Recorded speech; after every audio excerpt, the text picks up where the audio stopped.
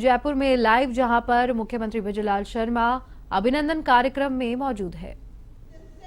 माननीय भजनलाल जी शर्मा साहब ने जिस दिन से मुख्यमंत्री पद की शपथ ली है और पिछले 5 सालों के अंदर जिस तरह से हमारी महिलाओं के ऊपर अत्याचार हुए और 5 सालों से हम लोग की सड़कों पर कहते आए कि हमारे महिलाओं के ऊपर लगातार अत्याचार हो रहे हैं, हमारे पेपर लीक हो रहे हैं, और मुख्यमंत्री महोदय ने मुख्यमंत्री की शपथ लेते ही हम महिलाओं के ऊपर जिस तरह से उन्होंने जो है टास्क फोर्स का गठन किया गया है और तुरंत उसके ऊपर त्वरित न्याय की जो बात करी थी कि किसी भी महिलाओं को जो है अब किसी भी तरह का अत्याचार का सामना नहीं करना पड़ेगा, और यदि किसी तरह की कोई घटना घटित होती है तो तुरंत मुख्यमंत्री महोदय उसके ऊपर तुरंत एक्शन ले रहे हैं, उसकी मॉनिटरिंग कर रहे हैं। तो हम सबको जो है डरने की जरूरत नहीं है और हम सबको यही देखना है कि किस तरह से हम जो है विकसित राजस्थान के अंदर अपना योगदान दे सकते हैं और हम आत्मनिर्भर होकर जिस तरह से नारी को सशक्त करने के अंदर उनको शक्ति और शिक्षा और बल्कि रोजगार के अंदर भी आत्मनिर्भर बनाने में हमारे मुख्यमंत्री महोदय ने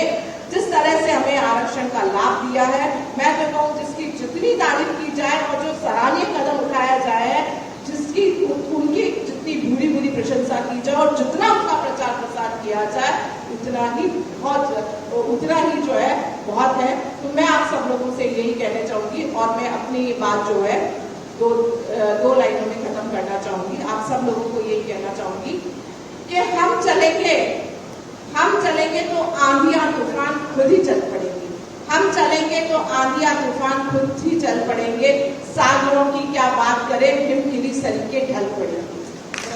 ये दिशाएं पथ रोक लेगी मेरा, ये दिशाएं पथ रोक लेगी मेरा, हम चलेंगे तो सूरज क्या दीप क्या सूरज हजारों चल पड़ेंगे। इसी दिशा में ये हमारे मुख्यमंत्री महोदय के ऊपर बिल्कुल सटीक बैठती है कि जिस तरह से वो कदम बढ़ा रहे हैं, आगे कदम बढ़ा रहे हैं, सूरज की तरह हम लोग सब दीप बनकर उनका साथ के साथ में कदम बढ़ाएंगे और उनको जो है उनकी हौसला अफजाई करते रहेंगे। तो निश्चित रूप से आने वाले समय के अंदर भी हमें इस तरह की बहुत सारी सौगातें मिलती रहेगी। और मैं आपको विश्वास दिलाना चाहती हूँ, महिला एवं बाल विकास मंत्रालय के अंतर्गत भी मुख्यमंत्री द्वारा अब बजट के अंदर और आने वाले समय के अंदर कई इस प्रकार की हमें सौगातें मिलने वाली है जिनकी हमने कल्पना भी नहीं करी थी।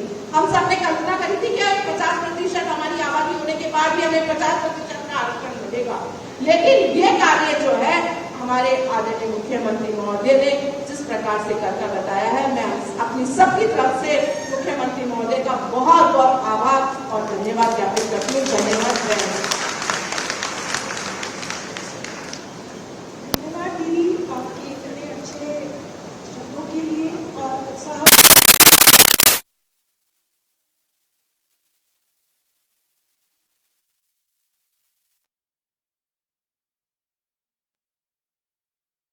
महिलाओं की तरफ से कार्यक्रम का आयोजन किया गया, जिसमें मुख्यमंत्री भजनलाल शर्मा पहुंचे हैं। अभिनंदन समारोह का आयोजन किया गया है।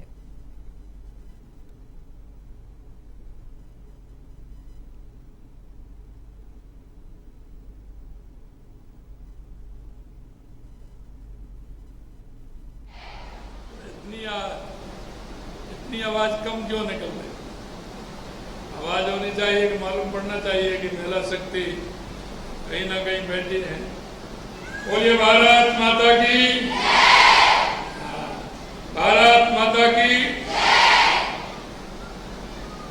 आज विभिन्न सामाजिक संगठनों की हमारी बहनें, जो हमारी सरकार ने तृतीय श्रेणी शिक्षक भर्ती परीक्षा में जो आरक्षण दिया है उसका अभिनंदन और आभार कार्यक्रम में आने वाली हमारी सभी बहनें, मंच पर विराजमान हमारी राजस्थान सरकार में महिला बाल विकास राज्य मंत्री श्रीमती मंजू वाघमार जी, राजसमंद से हमारी विधायक श्रीमती दीप्ति किरण माहेश्वरी जी, हमारे पार्टी के प्रदेश के प्रवक्ता भाई लक्ष्मीकांत भारद्वाज जी, और जो मंच का संचालन कर रही है ऐसी समाज सेविका श्रीमती हेमलता शर्मा जी, और इस कार्यक्रम में आई सभी, इतनी बड़ी संख्या में सभी मेरी बहनें, आप सभी का वंदन करता हूं, नमन करता हूं, आप सभी का अभिनंदन करता हूं। मुझे खुशी है कि मैं अपने प्रदेश की महिला शक्ति के लिए ऐसा काम जो हमने प्रारंभ किया है, क्योंकि ये आप सभी जानते हैं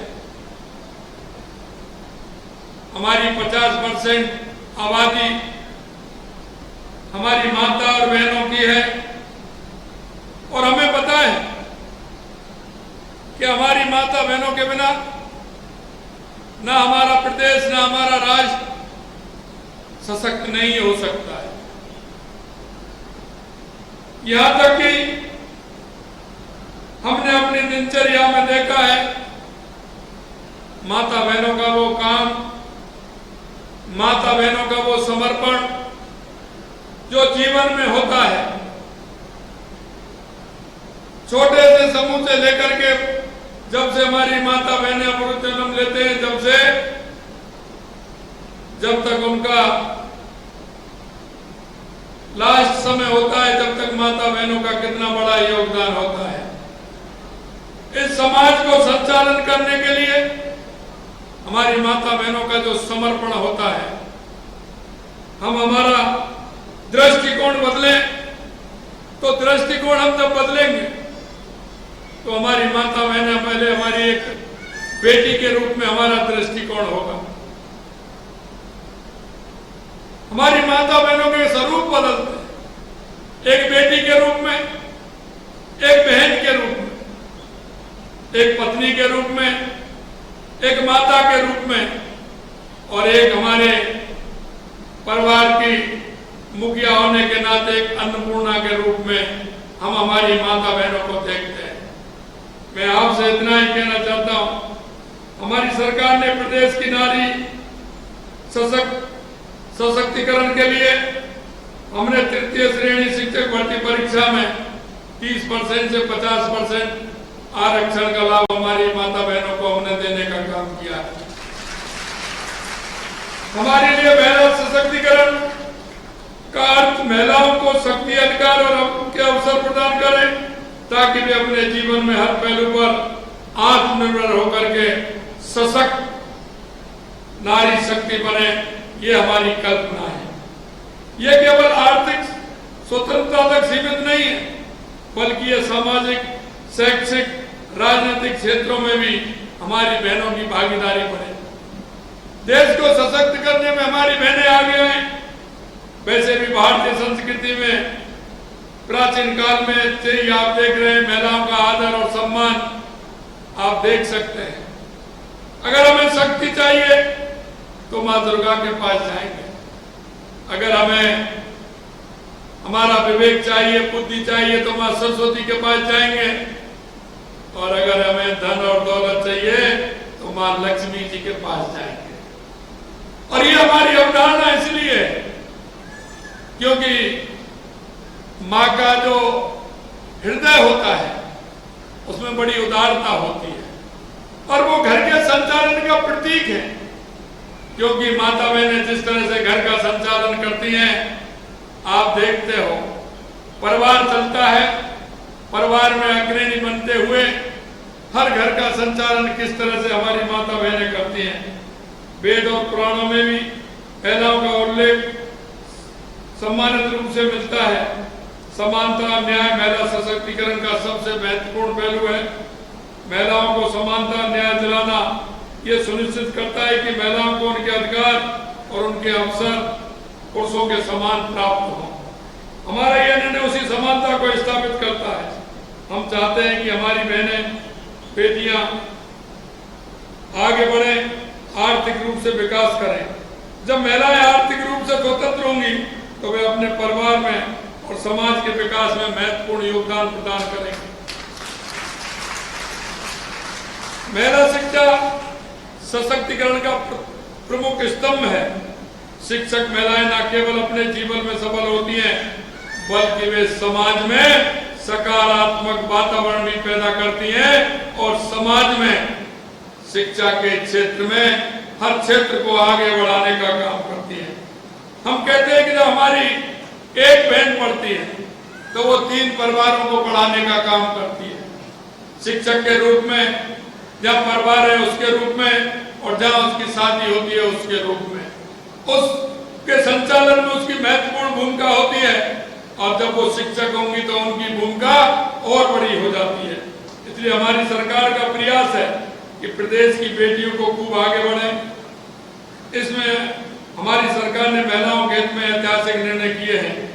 आपको मैं कहना चाहता हूँ, 15 दिसंबर को हमारी सरकार बनी थी और हमने सबसे पहले कहा था कि हम महिला सशक्तिकरण पर, महिला सुरक्षा पर हमारी सरकार प्रतिबद्ध है, हम आगे काम करेंगे।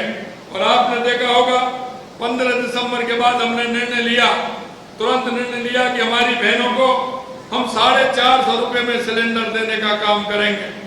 आपने देखा होगा हमने दिसंबर के महीने में निर्णय लिया और 1 जनवरी से 450 रुपए में 73 लाख बहनों को सिलेंडर देने का काम हमारी सरकार ने किया। यही नहीं, प्रधानमंत्री मातृ वंदन योजना के तहत गर्भवती एवं धात्री महिलाओं को दी जाने वाली राशि को बढ़ा करके हमने 6,500 रुपए किया है। हमने गरीब परिवारों में बालिकाओं के जन्म पर 1 लाख रुपए का सेविंग बॉन्ड प्रदान करने के लिए लाड़ो प्रोत्साहन योजना का भी प्रारंभ किया है। पंचायती राज, नगरीय निकाय, आंगनबाड़ी कार्यकर्ताओं को आपने देखा होगा जिस तरह से हमारी बहुत बड़ी संख्या में हमारी आंगनबाड़ी की बहनें हैं, आशा सहयोगिनी की बहनें हैं, उनको मानदेय जो मिलता था वो कम मिलता था। हमें पता है वो जब काम करती है तो उनको कितनी परेशानियां आती हैं। हमारी सरकार ने आते ही 10% मानदेय बढ़ाने का काम हमारी आंगनबाड़ी और आशा सहयोगी को करने का काम किया है। यही नहीं, प्रदेश की महिलाओं को आत्मनिर्भर बनाने में, उन्हें अपने अधिकारों के प्रति जागरूक बनाने में, सरकारी कार्यक्रम योजनाओं को लाभ दिलाने में के लिए प्रदेश में 10,750 साथन कार्यकर्ता को भी हमने काम पर लगाया है। हमने इन साधनों का मानदेय अप्रैल 2024 से 5313 रुपए से बढ़ाकर 5844 रुपए करने का काम हमने 10,705 साधनों को भी हमने वेतन बढ़ाने का काम किया है। महिला सशक्तिकरण का एक ऐसा मार्ग है जो हमें एक समृद्ध, सशक्त और समानता पर आधारित समाज की ओर ले जाता है। ये केवल एक महिला के जीवन को नहीं बदलता, बल्कि पूरे समाज और देश को विकास की गति लाने का काम करता है, देश को सदृढ़ बनाने का काम करता है। हमें मिलकर एक ऐसा समाज बनाना चाहिए जहां पर महिला का सम्मान, सुरक्षा, स्वतंत्रता मिले, ताकि हमने पूरी क्षमता के साथ उपयोग कर सके। आपने देखा होगा जिस तरह से देश के यशस्वी प्रधानमंत्री नरेंद्र मोदी जी ने महिला सशक्तिकरण के लिए जितना काम किया है, और आप देख रहे हैं लखपति दीदी का जो उनका सपना है, लखपति दीदी के लिए उन्होंने इसी सबसे पहले घोषणा की है कि 3 करोड़ लखपति बहनों को बनाने का पूरे देश में उन्होंने लक्ष्य लिया है। यही नहीं, आपने देखा होगा महिलाओं के नाम जो प्रधानमंत्री आवास योजना है, पहले वो पुरुष के नाम होता था, वो मकान हमने महिलाओं के नाम करने का काम किया है। जितनी बड़ी संख्या में प्रधानमंत्री आवास योजना मिल रहे हैं, सभी हमारी बहनों के लिए आवास का नाम उनके नाम ही होगा। ये हमारे यशस्वी प्रधानमंत्री नरेंद्र मोदी जी ने किया है। यही नहीं, मैं आपसे कहना चाहता हूं बहनों, आप ग्रामीण परिवेश से भी जुड़ी हैं, आप कस्बे में भी रहती है, शहर में भी रहते हैं। आपको पता है कि गांव में रहने वाली हमारी बहनें किस तरह से शौच के लिए परेशान रहती थी, अंधेरे का इंतजार करती थी, अंधेरा होने का इंतजार करती थी। सुबह सूर्य उगने से पहले शौच के लिए निवृत्त होने के लिए जाती थी। महिलाओं को शौचालय बना करके देश के यशस्वी प्रधानमंत्री नरेंद्र मोदी जी ने सबको सम्मानित करने का काम किया। यही नहीं, आपने देखा होगा जिस तरह से देश के यशस्वी प्रधानमंत्री नरेंद्र मोदी जी ने, अरे बैंक में कोई खाता खुलता था क्या हमारी माता बहनों का? कोई खाता खोलने का कोई नाम नहीं लेता था। लेकिन मैं धन्यवाद देना चाहता हूं देश के यशस्वी प्रधानमंत्री नरेंद्र मोदी जी को, क्योंकि महिला तो कभी बैंक की चौखट पर भी नहीं चढ़ती थी, बैंक में खाते की तो बात छोड़िए, लेकिन उन्होंने हर बैंक में बहनों का खाता खुलवा करके एक सशक्तिकरण का काम देश के प्रधानमंत्री ने किया।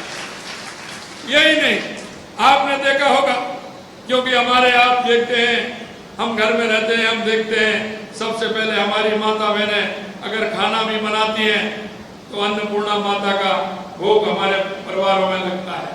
सबसे पहले अगर हम रोटी बनाते हैं तो गाय माता के लिए बनाते हैं।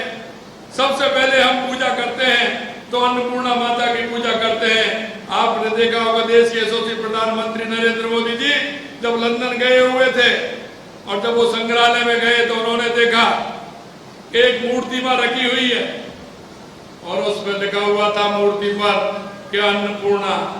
उन्होंने कहा कि यहाँ अन्नपूर्णा माता की मूर्ति नहीं हो सकती। उन्होंने पता लगाया, 150 साल पहले बनारस से वो मूर्ति चोरी हुई थी और वो वहां पहुंच गई थी और उन्होंने देखा कि अन्नपूर्णा की मूर्ति है, उसे ला करके पुनः बनारस में स्थापित करने का काम बाबा विश्वनाथ के यहाँ किया। क्योंकि हमारा युगों से हमारा देश इस नारी सम्मान के लिए जाना जाता है और हम कहते हैं कि नारी का वो भाव होता है, वो अपना पराया नहीं करती है।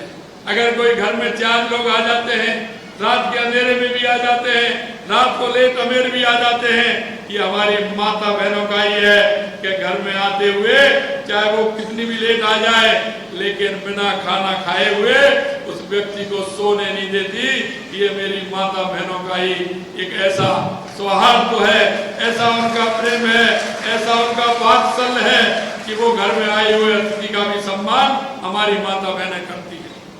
और मैं ये कहना चाहता हूँ, यह निर्णय भी हमने इसलिए लिया कि हमें पता है कि हमारी माता बहनों का जो मातृभाव है वो कभी छुपता नहीं है।